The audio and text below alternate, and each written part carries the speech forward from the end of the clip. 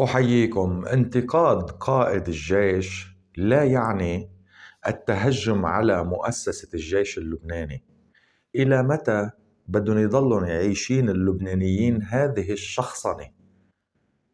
مؤسسة الجيش اللبناني هي ضمانتنا وحمايتنا وأمننا، وما بنقبل حدا يتعرض للجيش اللبناني أو يقرب على الجيش اللبناني.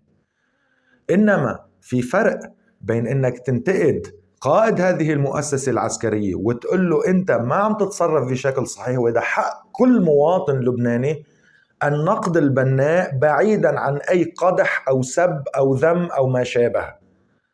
في فرق كتير كبير بين إنك تكون عم تهجم على المؤسسة بذاتها. لا، أنت عم تنتقد قيادة الجيش من أجل تحسين عمل المؤسسة العسكرية.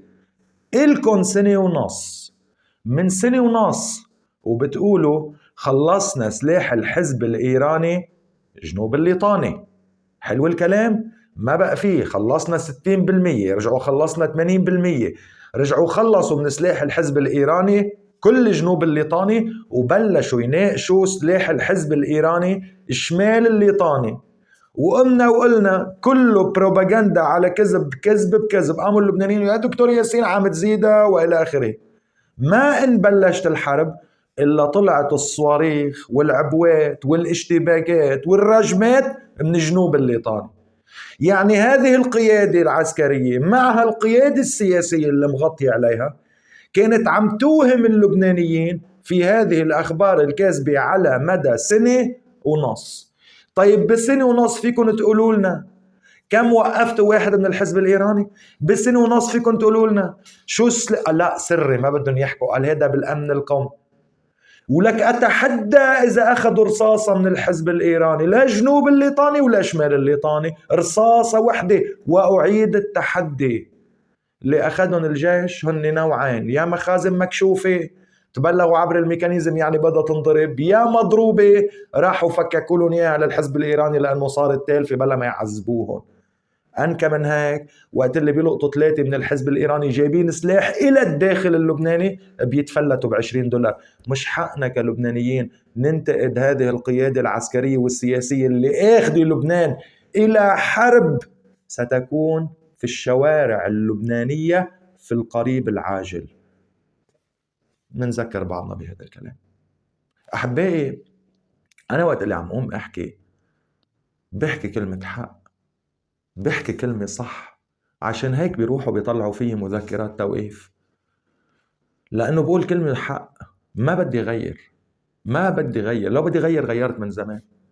أخوكم واقف بوجه ميليشيا إيران من 2008 لليوم، ورح ضلني واقف بوجهها، ورح ضلني عم قاتلها، وكل الذميين عند ميليشيا إيران، وكل الموظفين عند ميليشيا إيران، وهذه القيادة السياسية بمقدمتهم 74 أزعر موجودين بالمجلس النيابي اللي صوتوا لصالح التمديد هم عملاء عند ميليشيا إيران. طالما اليوم الدولة اللبنانية تصنف الحزب الإيراني بالقرار الحكومي الأخير على أنه ميليشيا خارجة عن القانون، كيف بتفلتوهم للي لقطوهم من أعضاء هذه الميليشيا؟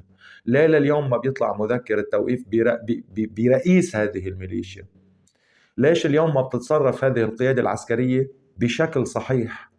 يعني كل ما يدق الكوز بالجرة قال بينقسم الجيش. ما فينا عشان هاي لأنه بينقسم الجيش، وما فينا عشان هاي بينقسم الجيش، فإذا شو بدنا بهالجيش؟ إذا بكل استحقاق أمني عسكري بده ينقسم الجيش، لشو عنا جيش؟ شو هو مبرات الخيرية ولا كاريتاس ولا سلام المحبة ولا جيش؟ بدنا نقرر.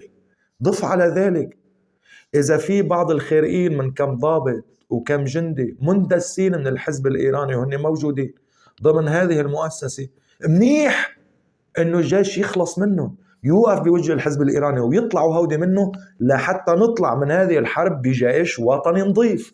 أحلى ما نضل بجيش مخردق ما بيقدر يعمل شيء، اخذ موقف المتفرج لأنه خوفا من كلمة بينقسم الجيش. لشيء المعركة اليوم بين الحزب الإيراني هذه الميليشيا مع الدولة أو بين الطائفة الشيعية مع الدولة. لا، وقفوا، ما حدا يغلط. وأنا أضمن لكم بالحد الأدنى أكثر من نص الطائفة الشيعية، وعم أقول الحد الأدنى، هن ضد الحزب الإيراني، بس ما عم يسترجوا، مش طالع صوتهم. اللي بيحكي صوته اليوم قص راس، ما أنتم بتعرفوا وعم تشوف. وما حدا يلوم الشيعة، مش بس الشيعة تحت سيطرة الحزب الإيراني، كل الدولة تحت سيطرة الحزب الإيراني. هاي دولة بري حليف الحزب الإيراني. هذا الواقع، هاي الحقيقة. بناء